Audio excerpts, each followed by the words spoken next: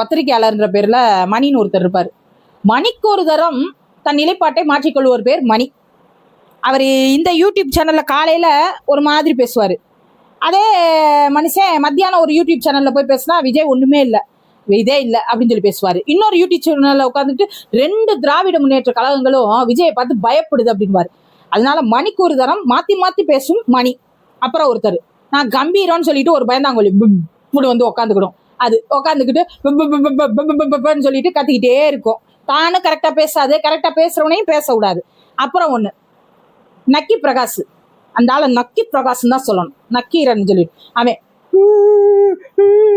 அப்படின்னு சொல்லிட்டு அது ஒரு மாடுலேஷன். தயவு செய்து அந்த மாதிரி செய்யாத. பார்த்தா 40,000 50,000 வாங்கி வச்சிருக்க டிவியை என்னையவே ஒட்டைக்க வச்சிருவா போல. உன் மூஞ்சிய பார்த்தா அப்படி இருக்கு. 50,000 வாங்கி வச்சிருக்க டிவியை என்னைய வச்சு ஒட்டைக்க வச்சிருவா போல. மாடுலேஷன்ற பேர்ல ஏதாச்சும் பண்ணிட்டு இருக்காத சொல்லிட்டேன். கேடீஸ்வரன் ஒரு பீஸ் அது நேற்று புதிய தலைமையில உட்காந்துக்கிட்டு சொல்லுது, என்னைய ஜப்பான்ல ஜாக்கி ஜான் கூப்பிட்டாங்க, என்னை அமெரிக்கால மைக்கேல் ஜாக்சன் கூப்பிட்டாங்கன்னு விஜய் வந்து நினைச்சுக்கிட்டு இருக்காராம், பீத்திக்கிட்டு இருக்காராம். ஆமா, கூப்பிடதானே செய்றீங்க. எடப்பாடி அதோ பார் கொடிய செய்யுது, இதோ பார் பிள்ளையார சொல்லி போட்டாச்சுன்னு எடப்பாடி சொன்னாரு. நம்ம தமிழிசை அக்கா வந்து விஜய் தம்பி வந்து தனியா நிக்க கூடாது, பொது எதிரியை ஒழிக்கணும்னா எங்க கூட வந்து சேர்ந்துருங்க. ஏன் நீங்க அதே வார்த்தையை நான் கேட்கிறேன், பொது எதிரியை ஒழிக்கணும்னு உங்களுக்கு என்ன இருந்தா ஏன் மக்கள் செல்வாக்கு இருக்கிற எங்க தளபதியோட வந்து நீங்க சேர வேண்டியதானே?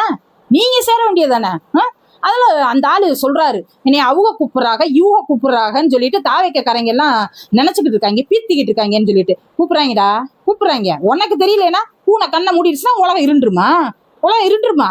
அப்புறம் அந்த லட்சுமி சுப்பிரமணியன் ஒரு பொம்பளை, அது எப்ப பார்த்தா எந்த விவாதத்துக்கு வந்து உக்காந்தாலும் உன்னை சிரிச்சுக்கிட்டே இருக்கிறது. அது இப்ப தஞ்சாவூர் மீட்டிங் நடந்துச்சுல, அன்னைக்கு நடந்த விவாதத்துல வந்து நல்லா செருப்படி வாங்கிட்டு போச்சு. அதை ஒரு நிர்வாகி கூட அந்த பையனை போய் பார்க்கல. அதுவா இதுவா இன்னும் மீடியால வரல அப்படின்னு. மீடியால வரலைன்னா உனக்கு தெரியுமா அங்க போய் பார்க்கலன்னு தாவேக்காவுக்குன்னு ஒருத்தர் பேச வந்திருந்தாரு. அவர் நல்லா மூஞ்சில செருப்ப சாணியில முக்கி அடிச்ச மாதிரி கேட்டாரு, மேடம் உங்களுக்கு தெரியலன்னா அந்த மாதிரி போகலன்னு சொல்லாதீங்க மேடம், இப்ப வரைக்கும் அவங்க அங்கதான் இருக்கிறாங்க, என்ன நிலைமை ஏதுன்னு சொல்லிட்டு அவங்கதான் அதை பார்த்துக்கிட்டு இருக்காங்க, அதை அவங்க ஃபாலோ பண்ணிட்டு இருக்காங்க அப்படின்னு. அப்படி போய் பார்த்துருந்தா பரவாயில்ல, நல்லதுதான் அப்படின்னு சொல்லி. அப்ப தெரியாம என்னத்துக்கு பேசுற? ஒரு இடத்துல என்ன நடக்குதுன்னே தெரியாம பத்திரிக்கைக்காரின்னு உட்காந்துக்கிட்டு நீ பேசுவ, அடுத்தவங்க மேல சாணியை கரைச்சு ஊத்துவ. அதனாலதான் அன்னைக்கு சாணி அடி வாங்கிட்டு போனேன்.